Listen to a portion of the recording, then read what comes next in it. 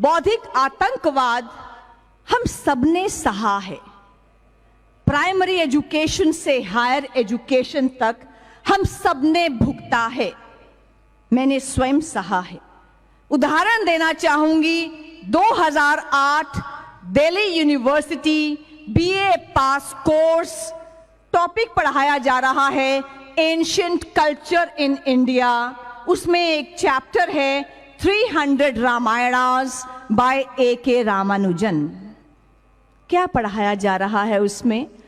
उसमें पढ़ाया जा रहा है कि भारत का एंशिएंट कल्चर कैसा था। पहला वाक्य क्या कहता है? रावण की छींक से सीता पैदा हुई। रावण सीता का बाप था। रावण ने गर्भ धारण किया, 8 महीने के बाद उसको छींक आई, उसके नाक से सीता पैदा हुई। दिल्ली यूनिवर्सिटी बीए पास कोर्स, कंपल्सरी सब्जेक्ट। लक्ष्मण और सीता के अनैतिक संबंध थे और हनुमान रात को लंका के शयन कक्षों में विचरा करते थे। वो मार्क्सवादी शक्तियां यूनिवर्सिटी में बैठी हुई हैं जो anti Hindi, anti Hindu, anti देश काम करने में लगी हुई हैं। हमने एक लिबर्टी ली सुप्रीम कोर्ट से कि हम जाएं और वाइस चांसलर को ये बात बताएं। बार बार लगातार हम लोग वाइस चांसलर साहब के पास गए।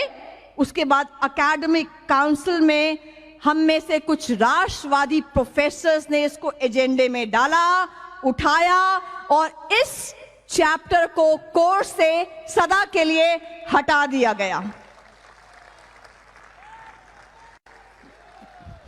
यहां तो तालियां बजी। तब क्या हुआ? तब राष्ट्रीय न्यूज चैनल से लेकर राष्ट्रीय समाचार पत्रों की हेडलाइन से लेकर न्यूयॉर्क टाइम्स और बीबीसी तक क्या कहा गया? Saffronization of education, talibanization of education, expression right to speech under threat in India. अभिव्यक्ति की स्वतंत्रता पर आघात हो रहा है। कौन कर रहा है ये आघात? ये आघात कर रहे हैं Hindu fringe elements. Higher education में एक किताब है वेंडी डॉनिगर की, आपने सुना होगा, Hindus and alternative history, published by Penguin publishers. Wendy Doniger ने लिखी है, जो शिकागो की प्रोफेसर हैं। क्या लिखती हैं वो किताब में? वो लिखती हैं, Mangal Pandey was a drug addict, Jhansi की रानी was loyal to the British. Vivekananda और गांधी जी से अलग अलग पूछा गया, आप रात्रि के भोजन में क्या खाएंगे? उन्होंने कहा, गौ मांस परोसा जाए। शिवलिंग के आकार की इतनी भद्दी टिप्पणी है कि मैं यहां से बोल भी नहीं सकती। हम लोगों ने क्या किया? क्या कर सकते हैं हम लोग? हम लोग कोर्ट में गए, 3 साल तक लगातार वो केस किया। वेंडी डॉनिगर, पेंगुइन पब्लिशर्स इंडिया और यूएसए को समन कराया, उन पे कॉस्ट लगवाई और 3 साल के बाद जब क्रॉस एग्जामिनेशन का समय आया, Penguin came to our office and Penguin publishers said, we want to compromise. हमने कहा, ये कॉम्प्रोमाइज क्या होता है ये बताइए। कहते हैं कि आप अपनी पिटीशन विड्रॉ कर लीजिए। मैंने कहा, आप क्या करेंगे?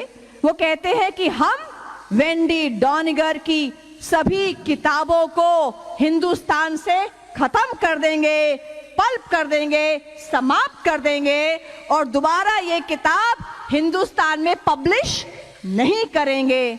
हमने कहा, आप लिखिए अपॉलॉजी कि आपने जो हिंदू धर्म को गाली दी है, आप उस पर अपॉलोजाइज फील करते हैं।